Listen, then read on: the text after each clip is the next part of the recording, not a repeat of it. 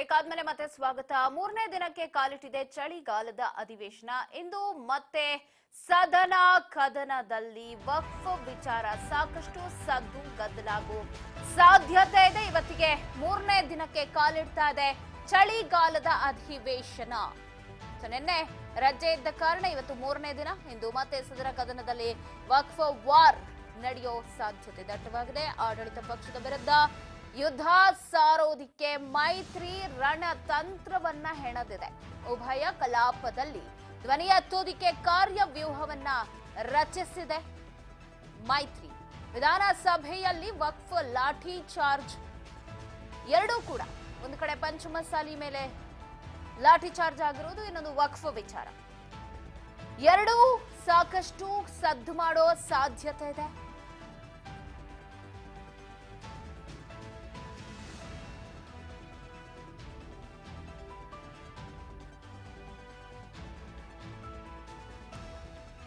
ರಾಜ್ಯ ಸರ್ಕಾರದ ವಿರುದ್ಧ ಮತ್ತೊಮ್ಮೆ ಹರಿಹಾಯೋದಿಕ್ಕೆ ಮುಂದಾಗಿದ್ದು ಉಭಯ ಕಲಾಪದಲ್ಲೂ ಕೂಡ, ಸಭೆ ಪರಿಷತ್ ಎರಡರಲ್ಲೂ ಕೂಡ ವಕ್ಫ್ ಆಗಿರ್ಬೋದು, ಲಾಠಿ ಚಾರ್ಜ್ ವಿಚಾರ ಆಗಿರ್ಬೋದು, ಇವತ್ತು ಒಂದಷ್ಟು ಚರ್ಚೆಗೆ ಕಾರಣವಾಗುತ್ತೆ. ಅದು ಕೋಲಾಹಲವನ್ನೇ ಸೃಷ್ಟಿ ಮಾಡೋ ಸಾಧ್ಯತೆ ಇದೆ.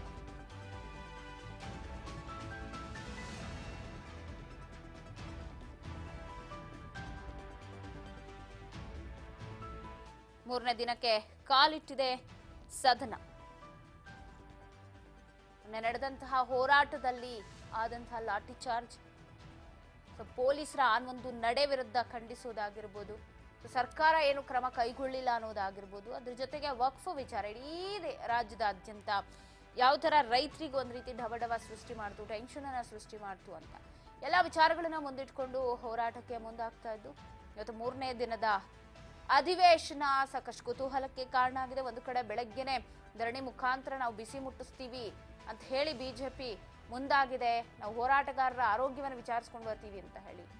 ಸೊ ಇತ್ತ ಎರಡೂ ಸದನಗಳಲ್ಲೂ ಅಂದ್ರೆ ಉಭಯ ಕಲಾಪದಲ್ಲೂ ಕೂಡ, ವಿಧಾನ ಪರಿಷತ್ ವಿಧಾನಸಭೆ ಎರಡರಲ್ಲೂ ಕೂಡ ಇದೇ ವಿಚಾರ ಚರ್ಚೆಯಾಗೋ ಸಾಧ್ಯತೆ ಇದೆ. ಒಂದು ವಕ್ಫ್ ವಿಚಾರ, ಇನ್ನೊಂದು ಲಾಠಿ ಚಾರ್ಜ್ ಮಾಡಿದಂತಹ ವಿಚಾರ. ಸೊ ಸರ್ಕಾರ ಏನ್ ಹೇಳುತ್ತೆ, ಸರ್ಕಾರದ ಮೇಲೆ ಮುಗಿ ಬೀಳಬೇಕು ಅಂತಾನೆ ರೆಡಿ ಆಗಿರೋದು. ಸರ್ಕಾರ ಇದಕ್ಕೆ ಯಾವ ತರ ಉತ್ತರವನ್ನ ಕೊಡುತ್ತೆ, ಏನು ಎತ್ತ ಅನ್ನೋದು ಕಾದ್ ನೋಡ್ಬೇಕು. ಇವತ್ತಿನ ಅಧಿವೇಶನ ಸಾಕಷ್ಟು ಕುತೂಹಲದಿಂದ ಇದೆ ಅಂತಾನೆ ಹೇಳ್ಬೋದು. ಲಾಠಿ ಚಾರ್ಜ್ ವಿಚಾರ ಆಗಿರ್ಬೋದು, ವಕ್ಫ್ ವಿಚಾರ ಮತ್ತಷ್ಟು ಗದ್ದಲಕ್ಕೆ ಕಾರಣ ಆಗಬಹುದು. ಕೋಲಾಹಲವನ್ನೇ ಸದನದಲ್ಲಿ ಸೃಷ್ಟಿಯಾಗೋ ಸಾಧ್ಯತೆ ಇದೆ. ಸದನ ಕದನವಾಗೋ ಎಲ್ಲಾ ಸಾಧ್ಯತೆಗಳು ಇವತ್ತು ದಟ್ಟವಾಗಿ ಕಾಡ್ತಾ ಇದೆ. ಇನ್ನೇನು 10 ಗಂಟೆಗೆ ಆರಂಭವಾಗುತ್ತೆ, 10ರಿಂದ 11 ಗಂಟೆಗೆ. ಸೊ ಅದಕ್ಕೆ ಬೆಳಿಗ್ಗೆನೆ ಬಿಸಿ ಮುಟ್ಟಿಸಬೇಕು ಅಂತ ಒಂದು ಕಡೆ ಬಿಜೆಪಿ ನಾಯಕರು ಕೂಡ ಸರ್ವ ಸನ್ನದ್ಧರಾಗಿದ್ದಾರೆ. ಶತಾಯ ಗತಾಯ ನಾವು ಬಿಸಿ ಮುಟ್ಟಿಸೇ ತೀರ್ತೀವಿ. ಇವತ್ತು ಹೋರಾಟಗಾರರ ಮೇಲೆ ಹಲ್ಲೆ ಮಾಡಿದ್ದಾಗಿರ್ಬೋದು, ಪೊಲೀಸರ ಮೇಲೆ ಯಾವುದೇ ರೀತಿ ಕ್ರಮ ಕೈಗೊಳ್ಳಿಲ್ಲ ಅನ್ನೋದಾಗಿರ್ಬೋದು, ಇದೆಲ್ಲವೂ ಕೂಡ ಈಗ ಬಹಳಷ್ಟು ಚರ್ಚೆಗೆ ಕಾರಣವಾಗ್ತಾ ಇದೆ. ಜೊತೆಗೆ ಹೋರಾಟ ಕೂಡ ನಾವು ಮಾಡೇ ತೀರ್ತೀವಿ ಅಂತ ಮುಂದಾಗ್ತಾ ಇದ್ದಾರೆ ಬಿಜೆಪಿ ನಾಯಕರು.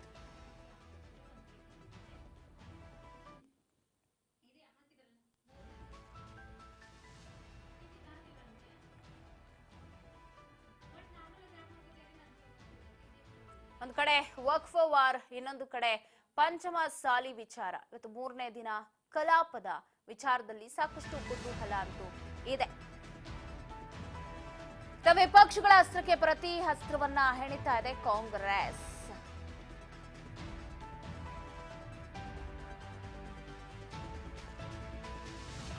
ವಿಪಕ್ಷಗಳ ಅಸ್ತ್ರಕ್ಕೆ ಪ್ರತಿ ಅಸ್ತ್ರವನ್ನ ಹೆಣಿತಾ ಇದೆ ಕಾಂಗ್ರೆಸ್ ಪಾಳ್ಯ. ಬಿಜೆಪಿ ಸರ್ಕಾರದಲ್ಲೇ ವಕ್ಫ್ ನೋಟಿಫಿಕೇಶನ್ ಅಂತ ಹೇಳಿ ವಾದವನ್ನ ಮಾಡೋದಕ್ಕೆ ಮುಂದಾಗುತ್ತೆ. ಸೊ ಅವ್ರೇನು ವಕ್ಫ್ ವಿಚಾರ ಆಗಿರಬಹುದು, ನೋಟಿಫಿಕೇಶನ್ ವಿಚಾರ, ಹಾಗೆ ಪಂಚಮಸಾಲಿ ಸಮುದಾಯದ ಹೋರಾಟ, ಇದೆಲ್ಲವೂ ಕೂಡ ನಾವು ಮುಂದಿಟ್ಕೊಂಡು ಹೋರಾಟವನ್ನ ಮಾಡ್ತೀವಿ ಅಂತ ಮುಂದಾದ್ರೆ, ಇತ್ತ ಇವತ್ತಿನ ಒಂದು ಸದನ ಸಾಕಷ್ಟು ಕುತೂಹಲಕ್ಕೆ ಕಾರಣವಾಗಿದೆ. ಈ ಬಗ್ಗೆ ಮತ್ತಷ್ಟು ಅಪ್ಡೇಟ್ಸ್ ಅನ್ನ ಕೊಡ್ತಾ ಹೋಗ್ತಾರೆ ಪ್ರತಿನಿಧಿ ಬಸವರಾಜ್ ಫೋನ್ ಸಂಪರ್ಕದಲ್ಲಿದ್ದಾರೆ. ಬಸವರಾಜ್, ಇವತ್ತು ಮೂರನೇ ದಿನಕ್ಕೆ ಸದನ ಕಾಲಿಡ್ತಾ ಇದೆ. ಸೊ ಇವತ್ತು ಸಾಕಷ್ಟು ಕುತೂಹಲ ಇದೆ, ಯಾಕಂದ್ರೆ ಪಂಚಮಸಾಲಿ ಹೋರಾಟದ ವಿಚಾರ ನಿಮಗೆ ಗೊತ್ತೇ ಇದೆ, ಲಾಠಿ ಚಾರ್ಜ್ ಆಗಿದ್ದ ಬಗ್ಗೆ, ಜೊತೆಗೆ ವಕ್ಫ್ ವಿಚಾರ ಕೂಡ. ಈ ಎರಡೂ ವಿಚಾರಗಳು ಇವತ್ತು ಒಂದು ಕೋಲಾಹಲವನ್ನೇ ಸೃಷ್ಟಿ ಮಾಡಬಹುದಾ ಅಂತ.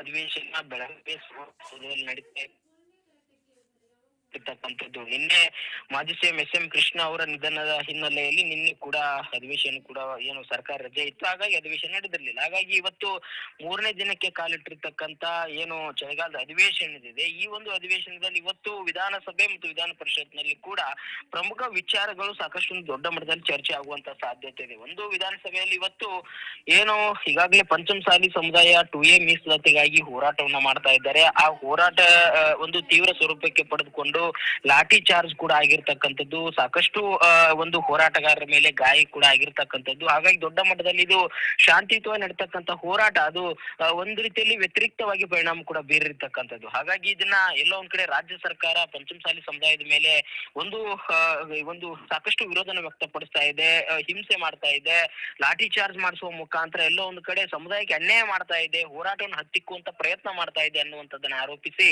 ಪಂಚಮಸಾಲಿ ಸಮುದಾಯದ ಪ್ರಮುಖ ನಾಯಕರಾಗಿರ್ತಕ್ಕಂಥ ಬಸವನಗೌಡ ಪಾಟೀಲ್ ಯತ್ನಾಳ್ ಅವರಾಗಿರ್ಬೋದು, ಅರವಿಂದ್ ಬೆಲ್ಲದ್ ಆಗಿರ್ಬೋದು, ಸಾಕಷ್ಟು ಈರಣ್ಣ ಕಡಾಡಿ ಆಗಿರ್ಬೋದು, ಸಾಕಷ್ಟು ನಾಯಕರು ಆಕ್ರೋಶನ ವ್ಯಕ್ತಪಡಿಸ್ತಾ ಇದ್ದಾರೆ. ಪ್ರಮುಖವಾಗಿ ಸ್ವಾಮೀಜಿ ಅವರ ಮೇಲೂ ಕೂಡ ಜಯ ಮೃತ್ಯುಂಜಯ ಸ್ವಾಮೀಜಿ ಅವರ ಮೇಲೂ ಕೂಡ ಹಲ್ಲೆ ಆಗಿದೆ ಅನ್ನುವಂತ ಆರೋಪವನ್ನು ಅವರ ಸತ ಮಾಡಿರ್ತಕ್ಕಂಥದ್ದು. ಮತ್ತೆ ಶಾಸಕರ ಮೇಲೂ ಕೂಡ ಲಾಠಿ ಚಾರ್ಜ್ ಆಗಿದೆ, ಹಲ್ಲೆ ಆಗಿದೆ ಅನ್ನುವಂತ ಮಾತನ್ನು ಕೂಡ ಆರೋಪಗಳು ಕೂಡ ಕೇಳಿ ಬರ್ತಾ ಇದೆ. ಇವು ಇವತ್ತು ಸದನದ ಒಳಗೆ ದೊಡ್ಡ ಮಟ್ಟದಲ್ಲಿ ಚರ್ಚೆ ಆಗುವಂತ ಸಾಧ್ಯತೆ ಇದೆ. ಬಸವನಗೌಡ ಪಾಟೀಲ್ ಅವರಾಗಿರ್ಬೋದು, ಮತ್ತೆ ಅರವಿಂದ್ ಬೆಲ್ಲದ್ ಆಗಿರ್ಬೋದು, ಮತ್ತೆ ಬಿಜೆಪಿಯ ನಾಯಕರು, ಪ್ರಮುಖ ಎಲ್ಲ ಬಿಜೆಪಿ ನಾಯಕರು ಕೂಡ ಇದನ್ನ ಸದನದ ಒಳಗೆ ಪ್ರಸ್ತಾಪ ಮಾಡುವಂತ ಸಾಧ್ಯತೆ ಇದೆ. ಲಾಠಿ ಚಾರ್ಜ್ ದೊಡ್ಡ ಮಟ್ಟದಲ್ಲಿ ಏನು ಆಡಳಿತಾರೂಢ ಪಕ್ಷವಾಗಿರ್ತಕ್ಕಂಥ ಕಾಂಗ್ರೆಸ್ ಪಕ್ಷದ ವಿರುದ್ಧವಾಗಿ ಒಂದು ಪ್ರತಿಭಟನೆ ಮಾಡುವ ಮುಖಾಂತರ ಸದನದ ಬಾವಿಗಿಳಿದು ದೊಡ್ಡ ಮಟ್ಟದಲ್ಲಿ ಹೋರಾಟ ಮಾಡುವಂತ ಎಲ್ಲಾ ಲೆಕ್ಕಾಚಾರ ಇಟ್ಟುಕೊಂಡಿರ್ತಕ್ಕಂಥ. ಯಾಕಂತಂದ್ರೆ ಸದನದ ಹೊರಗೂ ಕೂಡ ಪ್ರತಿಭಟನೆ ಮಾಡ್ಲಿಕ್ಕೆ ಬಿಜೆಪಿ ನಾಯಕರು ಮುಂದಾಗಿರ್ತಕ್ಕಂಥದ್ದು. ಹಾಗಾಗಿ ಸದನದ ಒಳಗೆ ಮತ್ತು ಸದನದ ಹೊರಗೆ ಎರಡೂ